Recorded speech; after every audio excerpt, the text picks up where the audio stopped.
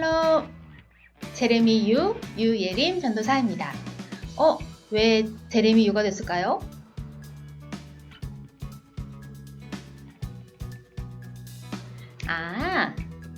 앞으로 시편 필사가 끝날 때까지 여러분들과 함께 시편을 좀 더 재미있게 알아보는 영상을 준비하도록 하겠습니다. 제레미 유와 함께하는 시편을 냈다. 시작해볼까요? 출발! 안녕. 잘 지내고 있어요? 우리 시편을 냈다. 시편 잘 쓰고 있나요? 생각보다 어렵죠? 시간도 많이 걸리고 손가락 좀 아픈 것 같아. 그래도 포기하지 말고요. 우리의 말씀을 꼼꼼하게 읽는 훈련이라고 생각하고 끝까지 우리 한번 도전해 봅시다. 오늘은 그 첫 번째 시간, 시편이 어떤 책인지, 또 시편의 어떤 부분들을 좀 기억하고 읽어야 하는지 그런 것들 좀 살펴볼게요.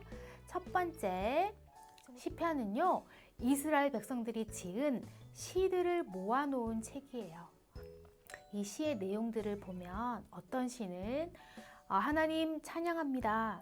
하나님은 정말 멋지십니다. 그런 찬양하는 내용의 시가 있고요. 또 어떤 시는 하나님 잘못했어요. 용서해 주세요. 이런 내용의 시도 있고, 또 어떤 시는 하나님 저 친구 좀 혼내주세요. 라는 내용의 시도 있어요. 어떻게 이스라엘 백성들은 이런 내용들의 시들을 쓸 수 있었을까요? 이스라엘 백성들은 하나님과 언약을 맺은 백성들이기 때문이에요. 하나님께서 특별히 수많은 사람들 중에 이스라엘 백성들을 선택하셔서 나의 백성, 나의 자녀라 말씀하셨죠. 그렇기 때문에 이스라엘 백성들은 하나님 앞에서 숨길 것도 없이 자신의 마음을, 자신의 생각들을 솔직하게 이야기할 수 있었어요. 그리고 그것이 하나님께서 기뻐하시는 기도의 내용이 되었죠. 친구들, 우리 친구들도 이렇게 시편의 내용들처럼 하나님 앞에 나의 솔직한 마음을 고백할 수 있어요. 왜냐하면 우리도 하나님의 백성, 하나님의 자녀이기 때문이죠. 예수님 때문에 우리도 이제 하나님의 백성이 되었어요.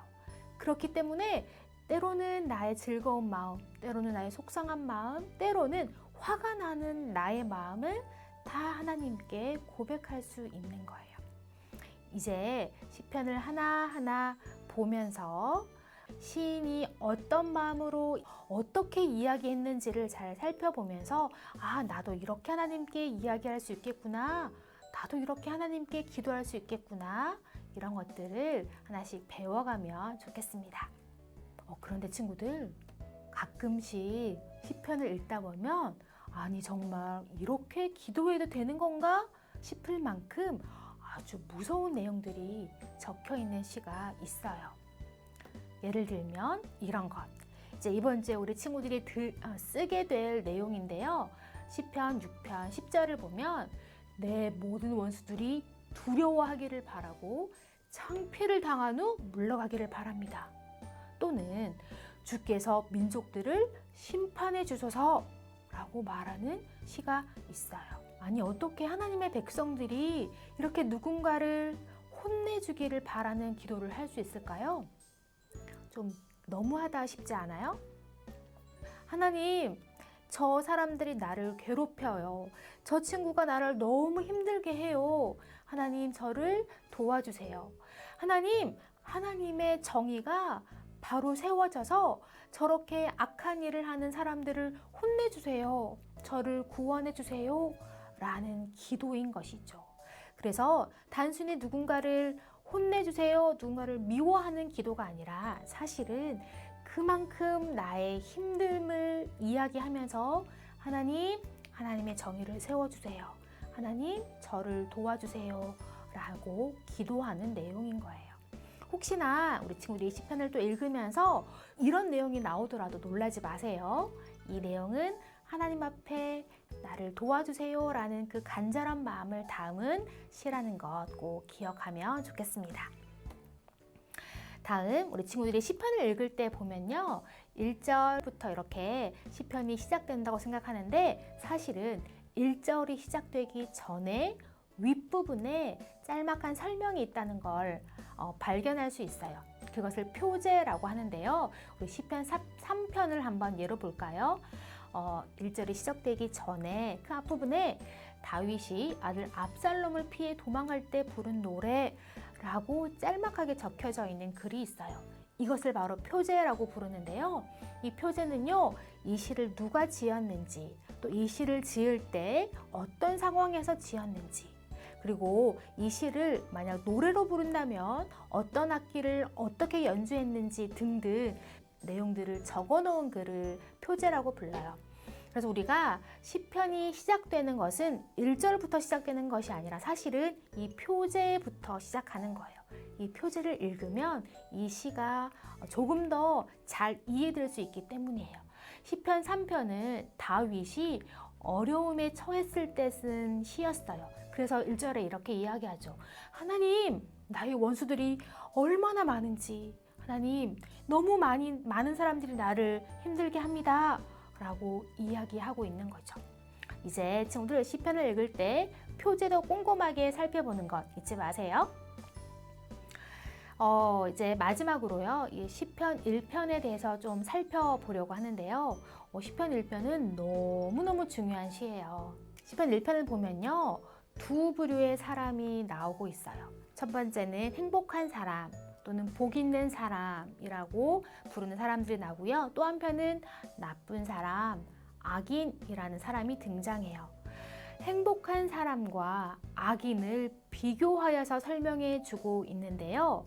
얘들아, 복 있는 사람은 어떤 사람이라고 설명하냐면 이 그림처럼 시냇가에 심은 나무와 같다고 설명해 주고 있어요.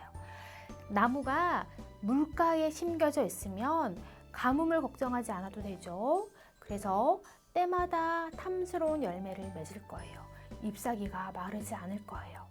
복 있는 사람은 이렇게 시냇가에 심긴 나무처럼 사시사철 매일매일 풍성한 열매를 맺으며 건강하게 행복하게 살 수 있다고 설명해 주는 내용이 바로 이 시편 1편이에요.